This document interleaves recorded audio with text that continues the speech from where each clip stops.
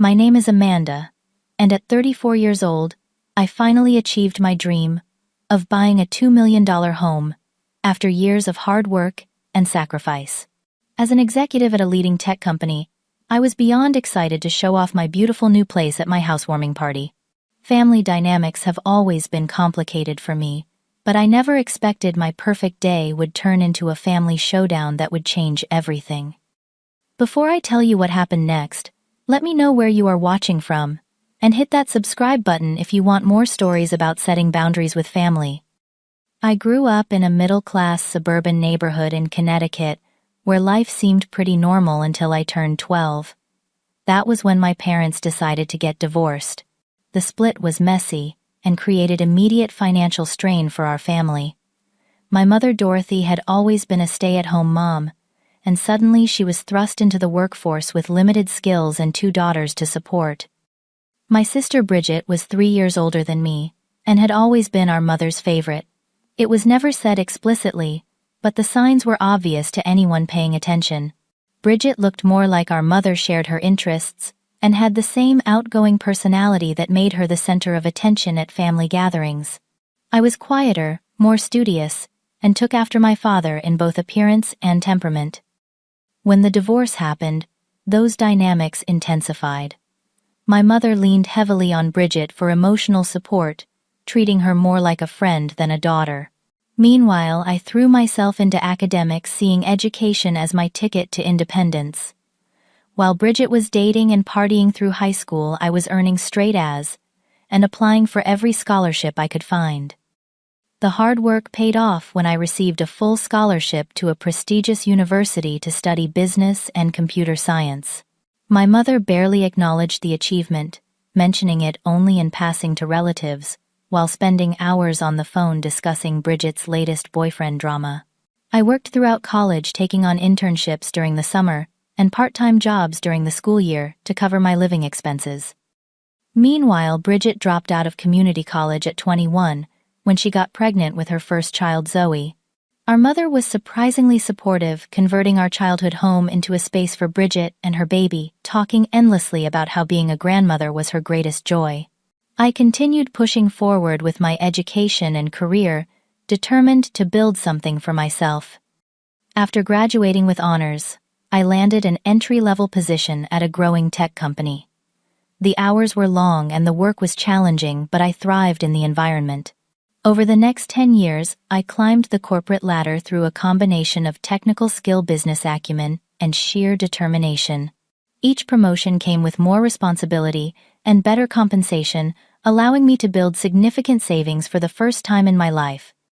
During those same 10 years, Bridget had 3 more children with 2 different fathers.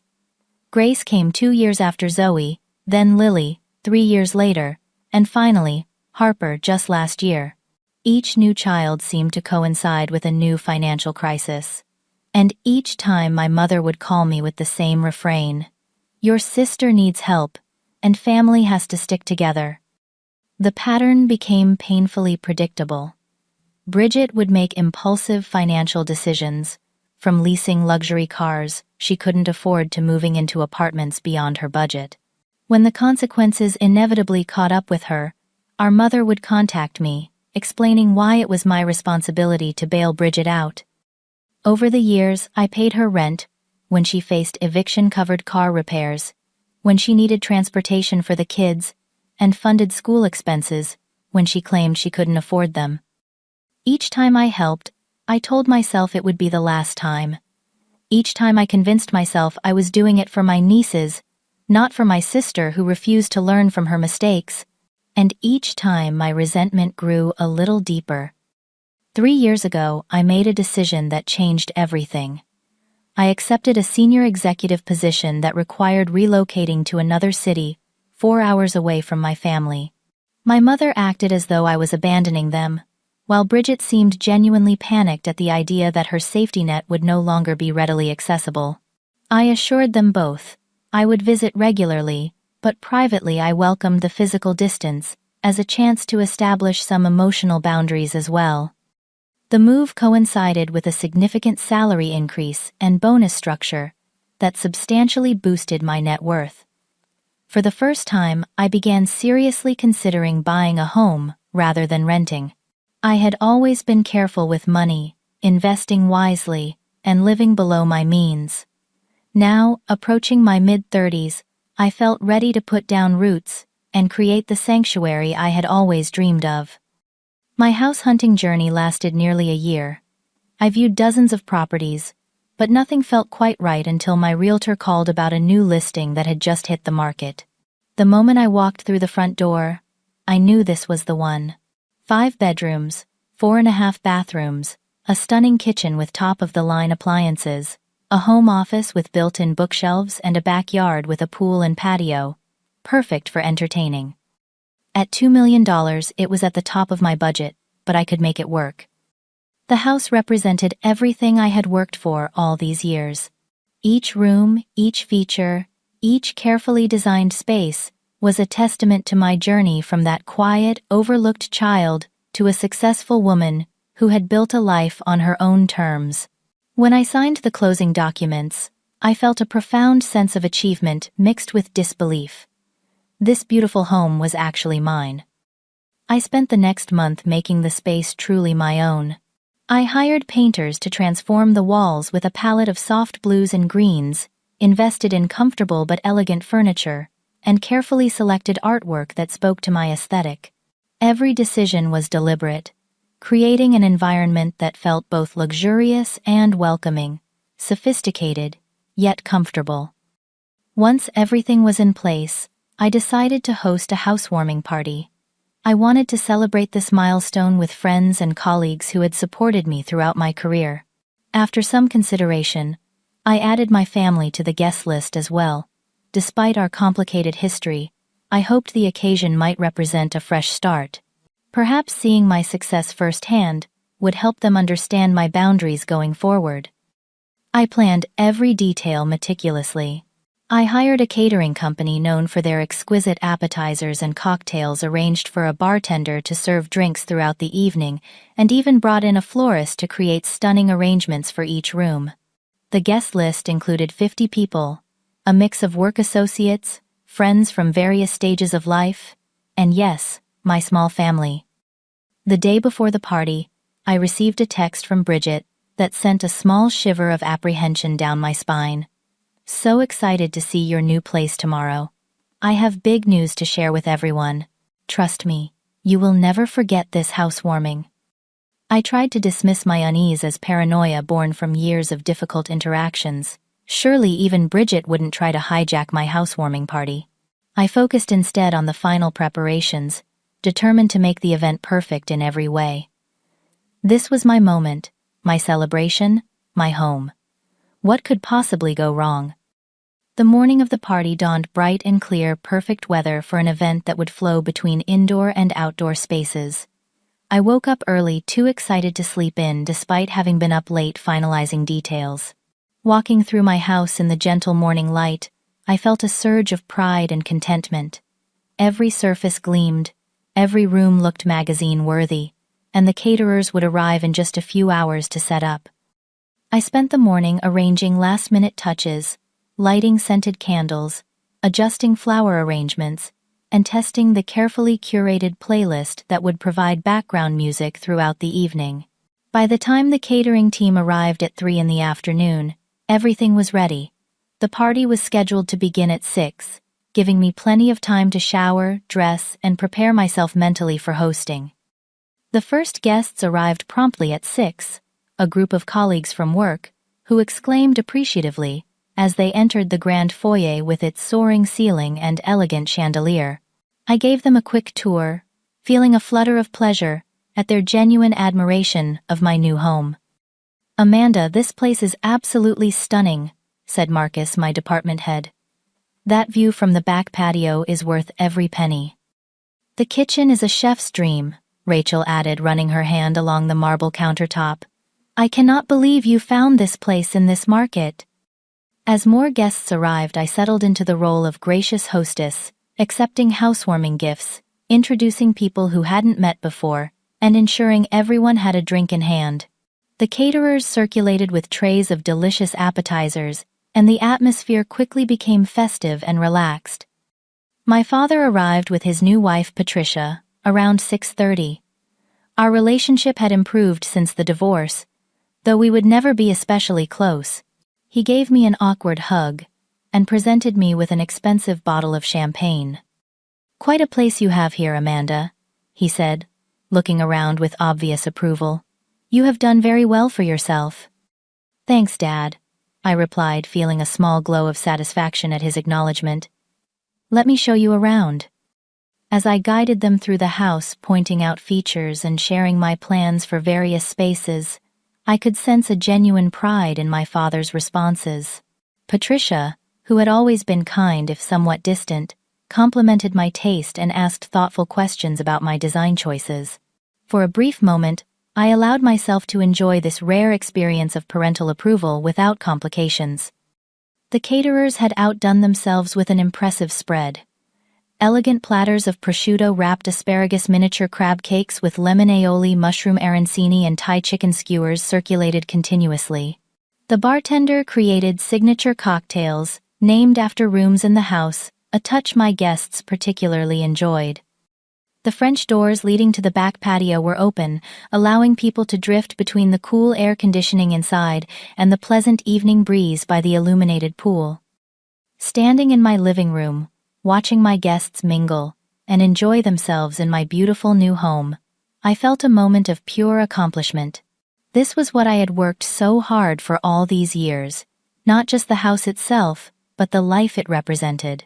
I had created this success through my own efforts, overcoming every obstacle, and proving to myself that I was capable of achieving my dreams. The moment of contentment shattered when I heard my mother's voice in the entryway. She had arrived alone much earlier than I had expected. I took a deep breath, fixed a smile on my face, and went to greet her. "Mother, welcome," I said, leaning in for the obligatory hug. "I am so glad you could make it." Dorothy gave me a quick, perfunctory embrace before her gaze swept critically around the foyer. "My goodness, Amanda. This is certainly excessive for one person, is it not? All this space for just you." Before I could respond, she brushed past me into the living room, her eyes taking inventory of every piece of furniture, every decoration, every sign of what she would undoubtedly consider unnecessary luxury. I followed behind, already feeling the familiar tension headache beginning to form. "Where are the spare bedrooms?" she asked abruptly, turning to face me. "And what is your guest policy? Do you have a schedule for when family can visit?" "I have 4 guest bedrooms," I replied carefully. "And I do not have a formal policy, but I would expect guests to arrange visits in advance, as most people do." My mother nodded absently, already turning away to examine a piece of artwork on the wall. I noticed her checking her watch, and then pulling out her phone. "Excuse me a moment. I need to make a quick call." I moved away to attend to other guests, but could not help overhearing snippets of her conversation. "Yes, it is perfect. Plenty of room. The kids will love it. Just wait until you see it." A cold knot of apprehension formed in my stomach. She was clearly talking to Bridget, and something in her tone set off warning bells. I tried to dismiss my concerns and focus on my other guests, but found my attention repeatedly drawn back to my mother, who was now wandering through the house with the air of someone taking inventory. Rachel, my closest colleague and friend, pulled me aside near the kitchen. "Your new place is amazing, Amanda, and I am really proud of you for including your family, despite everything you have told me. That could not have been an easy decision." I smiled gratefully. Rachel had heard many stories about my family dynamics over late-night work sessions and weekend brunches. "Thanks. I am trying to establish new patterns now that I have this physical distance. Clear boundaries, you know." Rachel squeezed my arm supportively. "Boundaries are good. Just remember what you always tell our team about not rewarding bad behavior with attention."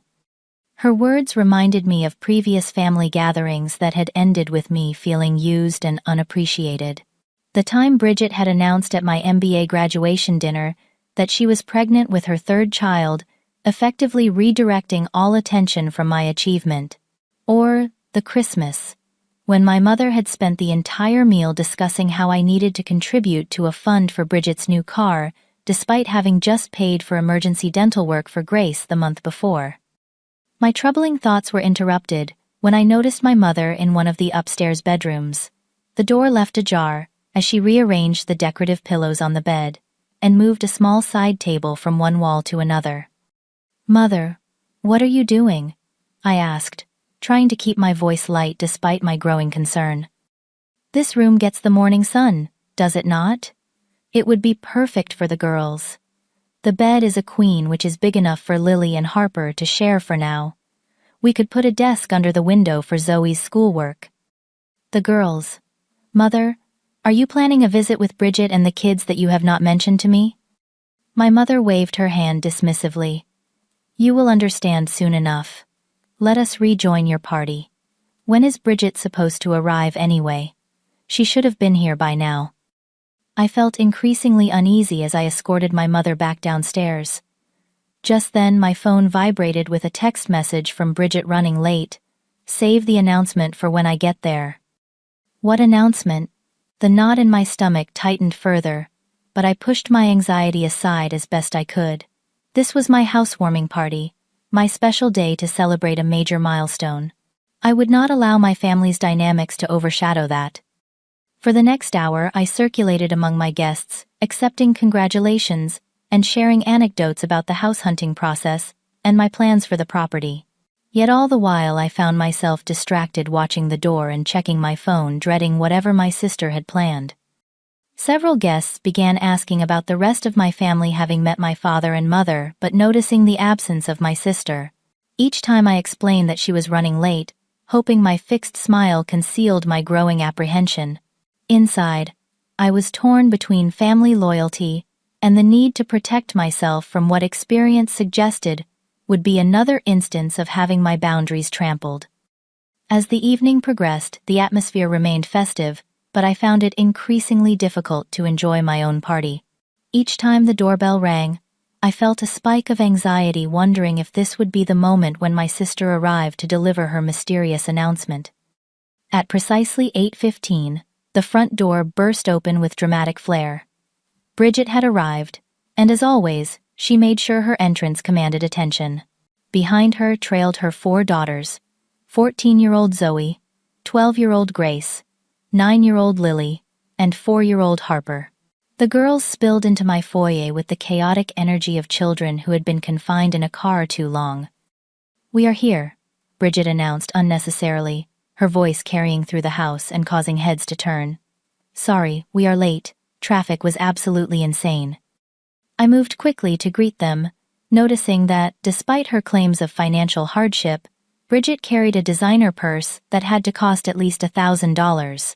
She was dressed in a trendy outfit that looked new, and her hair had clearly been recently highlighted at an expensive salon. These details registered in my mind even as I leaned in to give her the expected hug. "Welcome," I said, trying to sound genuinely pleased. "Let me introduce you to everyone." The children had already scattered. Harper, the youngest, was running her sticky fingers along my white sofa, while Lily had made a beeline for the dessert table. Grace stood sullenly by the door, tapping on her phone, and only Zoe hung back near her mother, offering me a small apologetic smile. I made awkward introductions to those nearby watching, as my carefully cultivated professional image was juxtaposed against the chaos my sister brought with her. My colleagues regarded Bridget with polite interest, though I could see questions forming behind their eyes. My pristine home, which had looked like a design magazine spread just moments before, was rapidly transforming under the influence of my nieces. Before I could guide Bridget toward the food or engage her in controlled conversation, my mother appeared at my side, her face alight with anticipation. "Everyone, everyone," Dorothy called out, her voice cutting through the party chatter. "If I could have your attention, please. Bridget has a special announcement to make." The room gradually quieted as guests turned curiously toward my mother and sister. I stood frozen, a sense of impending doom washing over me, as Bridget stepped forward, beaming with excitement. "I have got amazing news," she declared, pausing dramatically to scan the room. "As of today, I have officially listed my house for sale because we are moving in with Amanda." The silence that followed was deafening. For a moment, no one seemed to know how to respond. Then hesitantly, a few people began to applaud, clearly confused, but assuming this must be a welcome development, since it was being announced so publicly. My mother stepped forward, wrapping an arm around Bridget's shoulders. "Is it not wonderful?" she gushed. "The girls need the space more than Amanda does alone. This beautiful house will finally be filled with family." The children, picking up on the cue, began to cheer. Harper clapped her hands and spun in circles, while Lily and Grace exchanged excited glances. Only Zoe remained subdued, watching my face with knowing eyes. I felt physically ill. The room seemed to tilt slightly, and I had to lock my knees to remain standing. My mind struggled to process what was happening. Moving in. My sister and her 4 children moving into my brand new home. The home I had worked so hard to afford, the sanctuary I had so carefully designed. Around me, guests were offering confused congratulations or awkwardly looking away.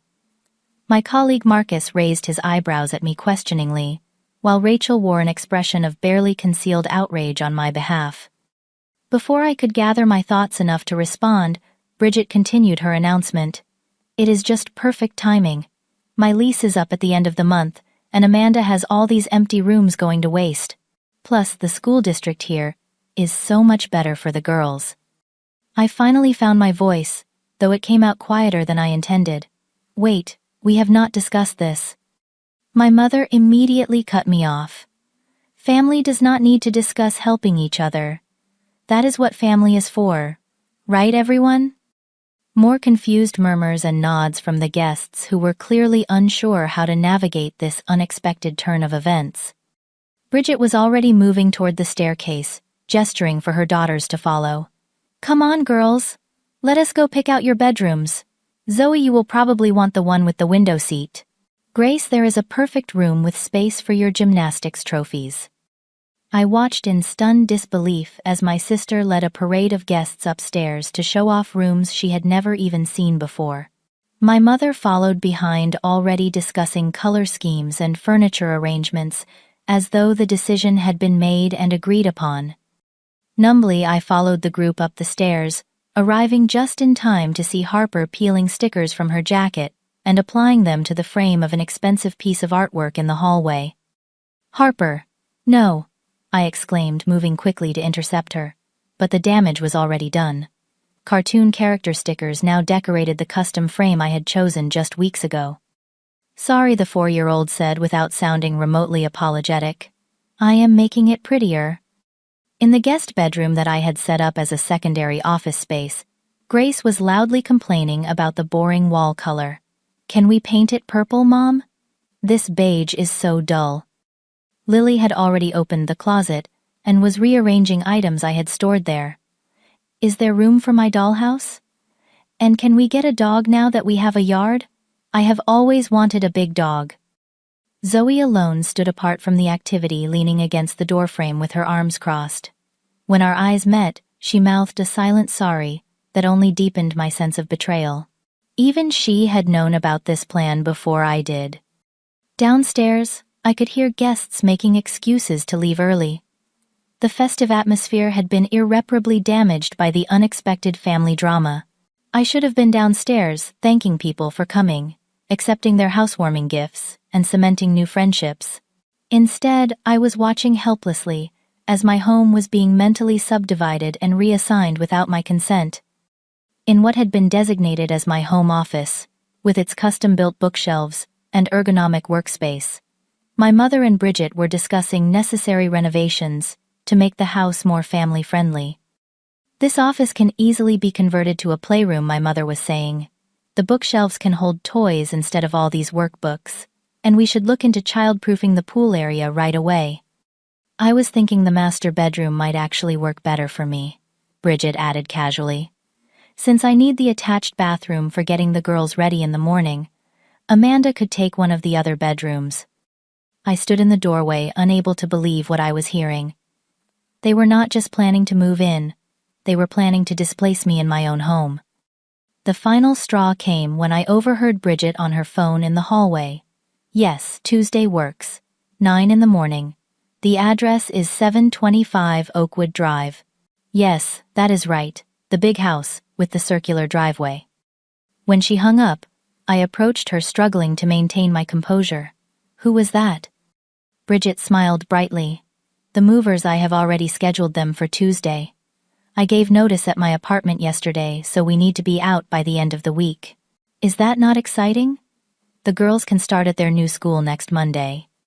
I grabbed Bridget's arm perhaps more firmly than I intended, and pulled her into the kitchen away from the remaining guests and curious children. The catering staff discreetly moved to the far end of the space, sensing the tension. When exactly were you planning to ask me about this? I asked, keeping my voice low, but unable to disguise my anger. Bridget blinked at me with an expression of genuine confusion. Ask you? I knew you would say yes. You always help family. That is what you do. This is not helping with a car payment or school tuition, Bridget. This is my home that I bought. You cannot just announce you are moving in without even discussing it with me first. But it makes perfect sense, she insisted, her tone becoming defensive. You have this massive house all to yourself. We are crammed into that tiny apartment since Jeff left. The girls need space to grow. Before I could respond, my mother appeared at Bridget's side, presenting a united front, as she had done countless times before. What is the problem here? Why are you making a scene at your own party, Amanda? I am not making a scene, I replied, struggling to keep my voice steady. I am trying to understand why Bridget thinks she and her 4 children are moving into my house without ever having a conversation with me about it. My mother's expression hardened. After everything we have done for you, this is how you repay family loyalty, by begrudging your own sister and nieces a roof over their heads. What exactly have you done for me? The words escaped before I could stop them, releasing years of pent-up frustration. I put myself through college. I built my career from nothing.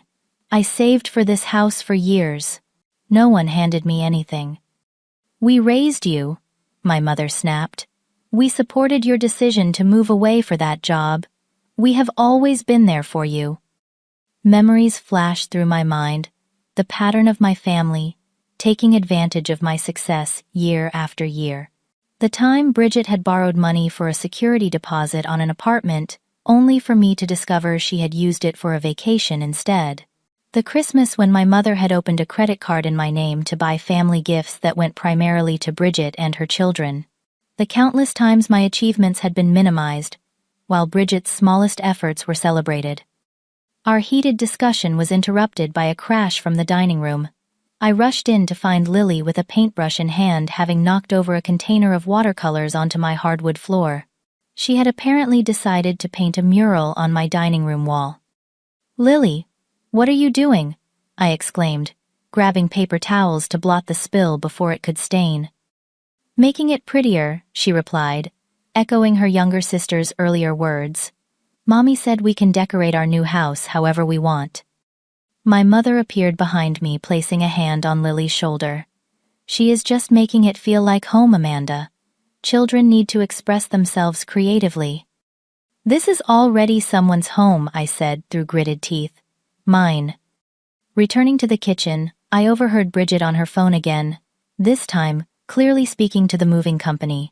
Yes, I will need storage for some of the larger furniture items, she was saying. My sister has plenty of space in her garage. The realization struck me like a physical blow. You have already sold furniture, assuming you could store things in my garage. Bridget at least had the grace to look slightly embarrassed. Just a few things. The dining set, my bedroom furniture. Things that would not fit with your decor anyway. I felt a steadying hand on my arm and turned to find Rachel, concern evident in her expression. Amanda, do you need help with anything? She asked pointedly, her gaze flicking between me and my family members. Before I could respond, my mother stepped forward, her voice sharp. This is a family matter. We can handle our own affairs. Rachel stood her ground. I am just making sure Amanda is okay with these sudden changes to her living situation. It seems like quite a surprise. My daughter knows the importance of family, my mother replied coldly. unlike some people who only think of themselves. Family works both ways, Rachel countered. Respect goes in all directions. I felt a surge of gratitude for Rachel's support, but the situation was rapidly spiraling out of control. My housewarming party, meant to be a celebration of my achievement, had devolved into a family confrontation with my professional colleagues as witnesses. In the living room, I found Bridget in tears, playing the victim for a small audience of remaining guests. "I just do not understand why she is being so difficult," she was saying. "It is not like she needs 5 bedrooms for herself. My girls deserve stability after everything they have been through with their fathers." My mother joined in adding fuel to the fire. "Amanda has always been the fortunate one. Good at school, good job, no children to support. If she wanted privacy, she could just buy another house. It is not like she cannot afford it." The last comment pushed me over the edge. Buy another house? I just spent $2 million on this one. A house I saved for, researched and purchased entirely on my own. A hush fell over the room at my outburst. In the awkward silence that followed, Bridget's phone rang. She answered it without hesitation, stepping away, but remaining within earshot. "Hi babe," she said sweetly. "Yes, I am at Amanda's now. The house is perfect, plenty of room for all of us, including you. The master bedroom has a walk-in closet you will love." I felt my jaw drop. Not only was Bridget planning to move herself and her 4 children into my home, but apparently her new boyfriend was part of the package deal as well. Just then, the doorbell rang. 2 of my neighbors had arrived with housewarming gifts, having been invited to stop by later in the evening for dessert. I greeted them mechanically, accepting their gifts while trying to maintain a facade of normalcy, despite the chaos unfolding around us. As I guided them toward the refreshments, I caught sight of Bridget in my living room, measuring the windows with a tape measure she had apparently brought with her. "These curtains will need to be replaced," she was saying to my mother. "They are not blackout, and Harper needs complete darkness to sleep through the night." Each new discovery about their plans pushed me closer to my breaking point. Years of suppressed resentment of being taken for granted, of having my boundaries ignored, welled up inside me. I had spent my entire adult life trying to be the responsible one, the successful one, the one who could be counted on in a crisis. And this was how my family repaid me, by treating my greatest achievement as if it were communal property to be divided up according to their needs and desires. The final straw came when I returned to my home office, to find my mother and Bridget examining my desk and bookshelves with critical eyes. "This will all have to go, of course," my mother was saying. "The girls need a proper playroom, and all these electronics are not suitable. That glass desk is a hazard with children around." "We can convert the garage for Amanda's office stuff," Bridget suggested. "That way she can still work from home when she needs to, but it will be out of the way." As they continued planning the destruction of the space I had so carefully designed for my professional needs, something inside me snapped. The last thread of patience, of family obligation, of misplaced guilt finally broke. In that moment, I knew I needed to take back control of my home and my life, no matter how uncomfortable the confrontation might be. I took a deep breath, smoothed down my dress, and walked purposefully to the center of my living room. The party had dwindled to about 20 guests, a mix of confused friends, uncomfortable colleagues, and my immediate family members who had created this disaster. "Could I have everyone's attention, please?" I called out, my voice steadier than I expected. "I need everyone to gather in the living room for a moment." As people began to assemble, I excused myself briefly and went to my bedroom. From my nightstand drawer, I retrieved a folder containing several important documents. My hands trembled slightly, but my resolve was firm. This had gone far enough. When I returned to the living room, I found my mother standing at the center, one arm around Bridget's shoulders. She had apparently decided to take charge in my absence. "While we are all gathered," Dorothy announced to the remaining guests, "I think we should take a moment to celebrate not just Amanda's new home, but the fact that this beautiful house will soon be filled with the laughter and love of trees. Family. Bridget and her girls will bring so much life to these empty rooms." Bridget nodded enthusiastically. We are thinking of painting the living room, a warmer color, maybe a nice terracotta. And the kitchen island needs to be child-proofed, of course. The bathrooms will need some updating too. More storage for all our toiletries. I stepped forward, the folder clutched firmly in my hand. Before we go any further with these plans, I said calmly, there is something important I need to share with everyone. My mother frowned at the interruption, but I continued before she could object. 3 weeks ago, I received a call from a realtor friend who handles properties in Bridget's neighborhood. She mentioned that a house on Maple Street had just been listed for sale, a house that sounded very familiar. Bridget's smile faltered slightly, confusion crossing her features. It seems, I continued, that someone had decided to sell their house rather suddenly. The listing agent mentioned that the owner was a single mother with 4 children who needed to move quickly due to financial difficulties. I opened the folder and removed the document on top. When I heard this description, I had a suspicion. You see, over the years I have learned that when my sister makes sudden financial decisions, they often result in phone calls asking for my help. So I decided to be proactive this time. My mother stepped forward, her expression darkening. Amanda, what have you done?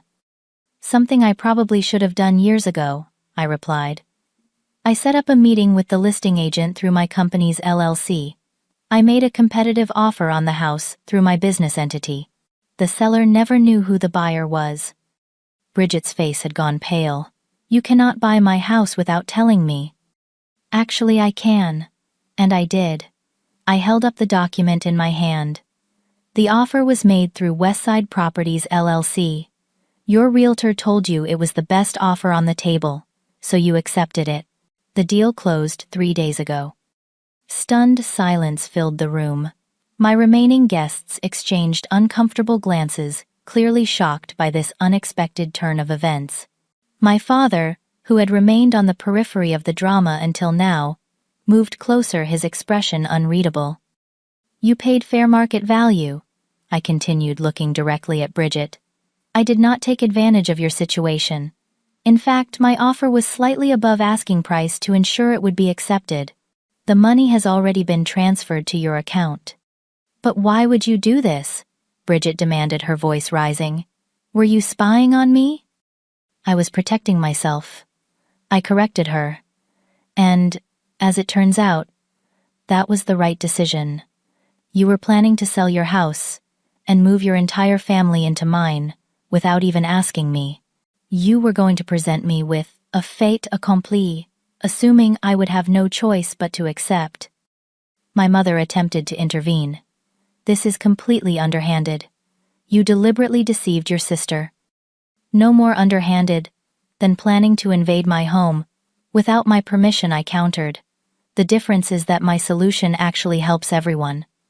I now own the house Bridget was planning to leave. As the owner, I can offer her a continued lease at a fair rate. I removed another document from my folder. I have already prepared a lease agreement. The rent is reasonable for the area, well within what Bridget can afford with her income. She and the children can stay exactly where they are in the home they already know, in their current school district with all their existing furniture. Bridget stared at me in disbelief. You expect me to rent my own house back from you? It is not your house anymore, I reminded her gently. You sold it, without consulting me about your plans to move into my home, I might add.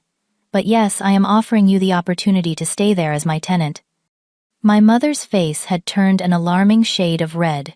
This is unacceptable. You cannot treat family this way. Actually, I think Amanda is being incredibly generous, my father interjected unexpectedly. She has found a way to help Bridget stay in her home, rather than displacing her own life to accommodate poor planning on Bridget's part. Several of my friends nodded in agreement, and I caught Rachel's subtle thumbs up from across the room.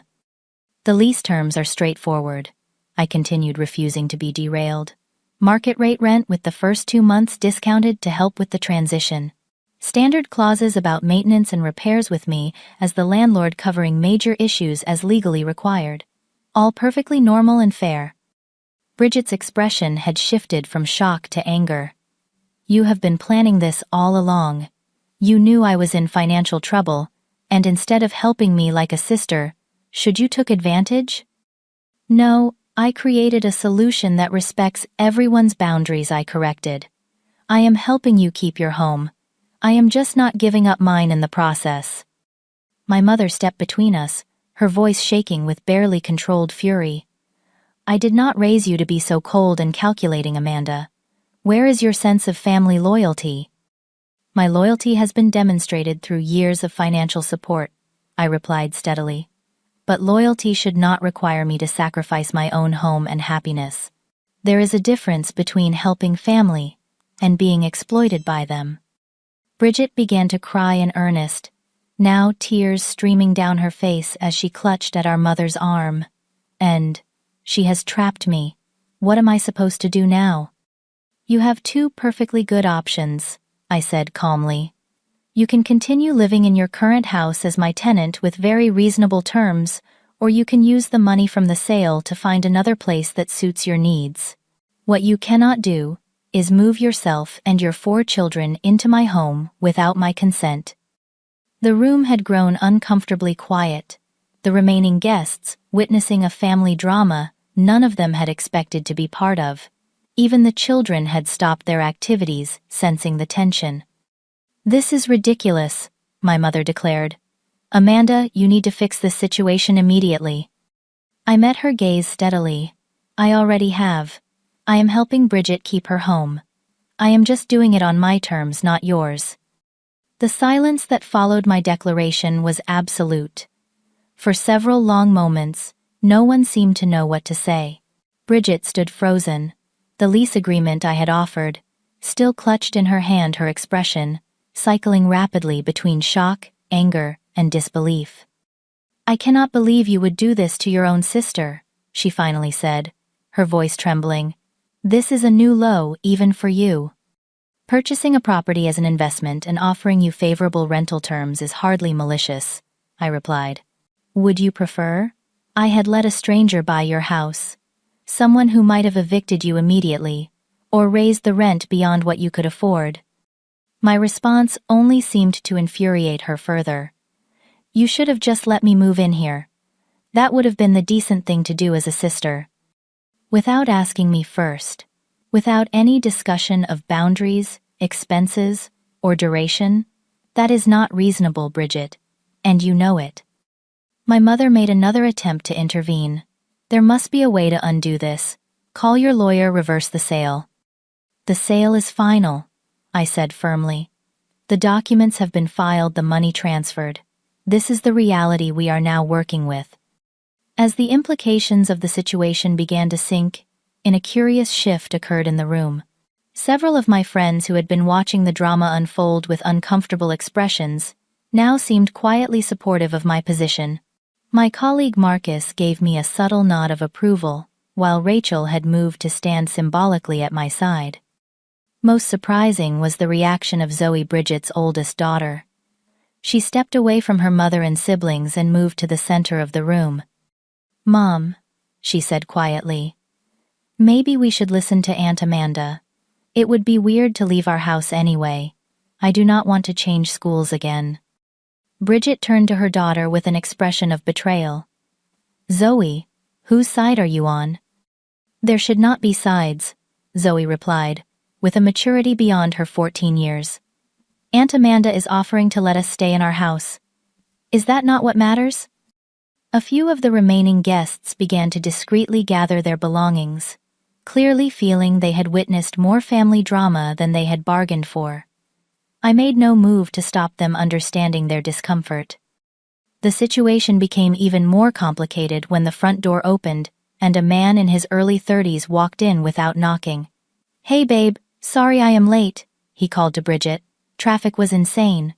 Did you tell them our news yet? This, I presumed, was the boyfriend who had also been planning to move into my home without my knowledge or consent. He stopped short when he sensed the tension in the room, looking around in confusion. Jake, Bridget said, her voice strained, we need to talk outside. As they stepped onto the front porch, I found myself momentarily alone with my mother, who regarded me with cold disappointment.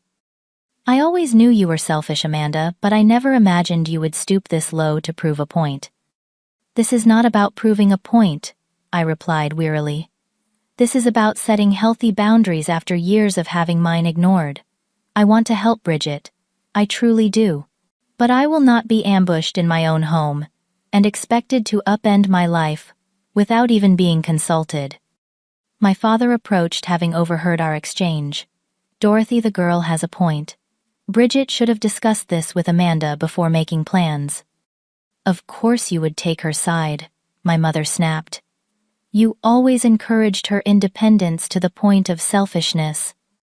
I encouraged her to value herself, he corrected, something you might consider doing with both your daughters. My mother turned away, clearly unwilling to continue the conversation with him. Instead, she went to find Bridget outside, leaving me standing with my father in an unexpected moment of alliance. That was quite a chess move, he said with a hint of admiration. I had no idea you had it in you. Neither did I admitted. But I reached my breaking point. The party had effectively ended. Most guests had made their excuses and departed, leaving only a handful of close friends and family members. The catering staff was discreetly beginning to clean up, though the event had been scheduled to continue for another 2 hours. Bridget and Jake returned from their conversation, outside both looking subdued. My mother followed behind them, her expression grim, but somewhat resigned. Can we talk privately?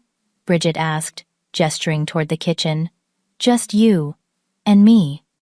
I nodded and followed her, relieved at the prospect of a rational conversation without our mother's interference. Once we were alone, Bridget leaned against the counter, suddenly looking exhausted. Why did you not just tell me you knew about the house sale? She asked. Would you have told me about your plan to move in here if I had? She hesitated, then shook her head slightly. Probably not. Mom said it would be better to present it as a done deal, that you would feel too guilty to say no in front of everyone. And that does not strike you as manipulative? I asked quietly. Bridget sighed, running a hand through her hair. Look, I am in trouble, Amanda. Deeper than you know. I got behind on the mortgage payments months ago. The bank was threatening foreclosure.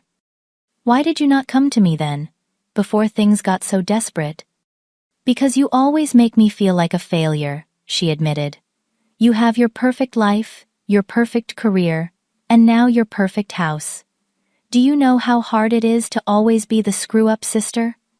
The honesty of her response caught me off guard. I do not think you are a failure, Bridget. I think you make impulsive decisions without considering the consequences. There is a difference. The lease, she said after a moment. Is it really fair? You are not going to suddenly jack up the rent or find some reason to evict us. The terms are more favorable than you would get from any other landlord, I assured her. The rent is below market rate, and there is a clause that gives you first right of refusal if I ever decide to sell. She studied my face, perhaps looking for signs of deception. And the alternative is what? Taking the money from the sale and finding somewhere new. That is an option too. The sale price was fair. You could use it as a down payment on something else, if you prefer. I am not trying to trap you, Bridget. I am trying to give you options that do not involve commandeering my home. For several long moments she said nothing, apparently processing her limited choices. Finally, she nodded slowly. I will need to read over the lease carefully, and I want my own lawyer to review it. Of course, I agreed. That is completely reasonable. A tentative truce established, we rejoined the others in the living room. The children had settled somewhat, the initial excitement of potentially moving into the mansion, having given way to fatigue as the evening wore on. Zoe caught my eye and gave me a small smile that suggested she understood more than her mother gave her credit for. My mother was still coldly angry but seemed to recognize that her plan had been thoroughly derailed. I suppose we should be going, she announced stiffly. It is getting late and the girls have school tomorrow. As they gathered their belongings, Bridget approached me one last time. I will call you tomorrow about the lease, she said quietly. And Amanda, I am sorry about hijacking your housewarming. It was wrong. The apology, however, grudging, was unexpected. "Thank you for saying that," I replied. "It means a lot." After they left, only a small group of my closest friends remained, including Rachel, who immediately enveloped me in a supportive hug. "That was the most epic display of boundary setting I have ever witnessed," she said admiringly. "Are you okay?" The question made me realize I had been running on pure adrenaline for the past few hours. Now that the confrontation was over, I felt drained, but also strangely liberated. "I think I will be," I answered honestly, for the first time in a long time. My father and his wife offered to stay and help clean up, a gesture that touched me deeply. As we worked alongside the catering staff to restore order to my home, he spoke quietly. "You did the right thing, Amanda. It may not feel like it right now, but standing up for yourself was necessary. Your sister needs to learn there are consequences to her actions." By midnight, the house was once again clean and quiet.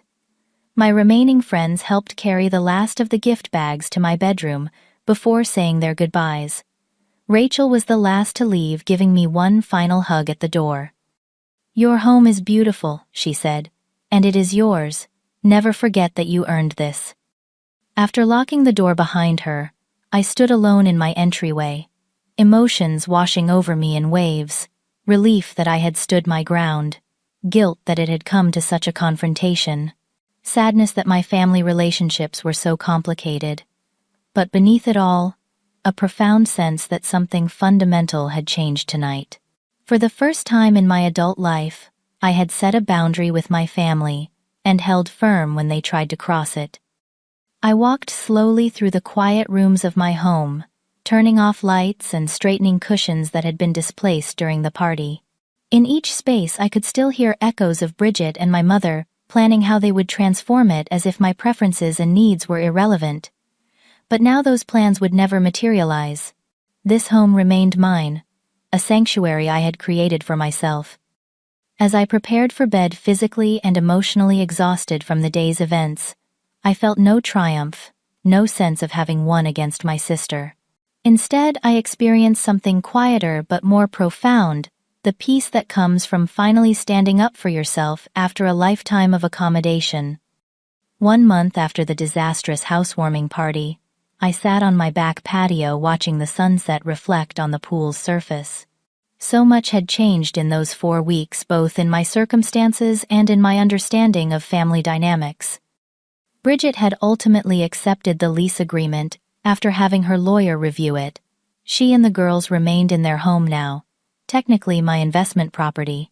The transition had not been entirely smooth, with several tense phone calls and one tearful confrontation before she fully accepted the new arrangement. But we had reached a workable solution that protected both her needs and my boundaries. Initially, I had struggled with guilt over my actions. Had I been too calculating, too cold in my approach? The doubts would creep in late at night, making me question whether I had irreparably damaged my relationship with my sister. But with time and reflection, I recognized that my response, while perhaps unorthodox, had been proportionate to years of boundary violations. The most surprising development had been the changes in Bridget herself. As part of our agreement, she had begun working with a financial counselor I had recommended through my company. The initial sessions had been rocky, with Bridget resistant to examining her spending habits and financial choices, but gradually she had started implementing some of the recommended changes. She had sold her luxury car for a more practical model, consolidated her credit card debt, and even set up a modest savings account for emergencies. My mother had maintained a chilly distance for the first 2 weeks, calling only to inform me that I had broken Bridget's heart and destroyed family trust. But even her rigid position had softened somewhat when she saw that my arrangement with Bridget was actually providing more stability than her original plan would have. She still made pointed comments about family loyalty during our infrequent calls, but the outright hostility had diminished. My relationship with my nieces had evolved in unexpected ways. Zoe, who had shown unexpected maturity during the confrontation, had begun reaching out to me directly. We had started a tradition of Sunday morning video calls, where we would discuss her schoolwork, her aspirations for college, and her observations about family dynamics. I saw in her a thoughtfulness and resilience that reminded me of myself at that age. Even the younger girls seemed to be adjusting to the new normal. When I visited their home rather than them invading mine, the interactions were more positive. Grace had proudly shown me her latest gymnastics medals. Lily had drawn me a picture that now hung on my refrigerator, and little Harper had climbed into my lap for a story, without leaving sticky fingerprints on my clothing. My home had become the sanctuary I had always intended it to be. I entertained friends regularly, hosted a small dinner party for colleagues, and even established a monthly book club gathering. Each of these events reinforced that this space was mine, to share on my terms with people who respected my boundaries. The professional impact had been positive as well. Standing firm in my personal life had translated into more confidence at work. I found myself speaking up more in executive meetings, pushing back on unreasonable deadlines, and advocating more effectively for my team. Several colleagues had commented on the change, including Rachel, who jokingly referred to me as the boundary boss in private conversations. Perhaps the most significant change had come in my conversation with Bridget 3 weeks after the housewarming. We had met for coffee at a neutral location, both of us nervous, but determined to find a way forward. "I have been thinking a lot about why I was so angry," she had admitted, staring into her cup. "And I realized it is because you broke the pattern. You were always the one who fixed everything, who sacrificed, so I did not have to face consequences." "That pattern was not healthy for either of us," I had replied gently. "I know that now. And I cannot believe I was going to move into your house without even asking. Who does that?" "Someone who has been taught that her needs automatically outweigh others," I suggested. "We both learned unhealthy lessons growing up, Bridget. I learned that my value came from achievement and helping others, while you learned that being in crisis would get you attention and support." She had looked up at me then, with real recognition in her eyes. "Mom really did treat us differently, did not she? I always thought you were the favorite because you were successful, but now I see she expected you to be the responsible one, while I got to be the one who needed rescuing." That conversation had marked a turning point in our adult relationship. For the first time, we were seeing each other clearly, acknowledging the patterns that had shaped our interactions for decades. It did not instantly repair all the damage or erase the lingering resentments, but it created an opening for something healthier to develop. I had also established new traditions that honored these evolving relationships while maintaining appropriate boundaries. Sunday dinners at my house once a month gave us structured family time without the expectation of unlimited access to my space. I had set up a college fund for each of the girls, a more sustainable way to support their futures than the emergency bailouts that had characterized my financial relationship with Bridget in the past. My father had expressed quiet pride in my standing firm. During a recent lunch, he had confided that he regretted not helping me establish healthier boundaries earlier in life. "I saw what was happening," he admitted, "but it was easier to let your mother handle the girls while I focused on work. I should have intervened when the pattern became so unbalanced." As I reflected on these changes, watching the sky shift from gold to deep purple, I recognized that setting boundaries had not destroyed my family as I had feared. Instead, it had created space for more authentic connections to develop. The relationships were more complex now, less defined by rigid roles and expectations, but also more honest. I had come to understand that true family support did not mean sacrificing your own well-being whenever asked. It meant finding sustainable ways to help that respected everyone's autonomy and dignity. Sometimes love meant saying no, establishing limits, and allowing others to experience the natural consequences of their choices. My journey of setting boundaries had only just begun. There would be setbacks, moments of doubt, and new challenges to navigate. But I had found a strength in myself that I had not known existed, a willingness to stand firm, even when it was uncomfortable. That strength would serve me well in all my relationships going forward. As the last light faded from the sky, I felt a deep sense of peace. My home remained my sanctuary, a space I had created through years of hard work and determination. I had not set myself on fire to keep others warm, and in refusing to do so, I had actually created more light and warmth for everyone. The path forward would not always be easy, but it would be authentically mine, and that perhaps was the greatest achievement of all. Have you ever had to set difficult boundaries with family members who expected too much from you? I would love to hear your experiences in the comments below. If this story resonated with you, please like and subscribe for more content about navigating complex family dynamics and personal growth. Remember that standing up for yourself is not selfish. It is necessary for healthy relationships. Thank you for listening to my story, and I hope it helps you find the courage to establish your own boundaries when needed.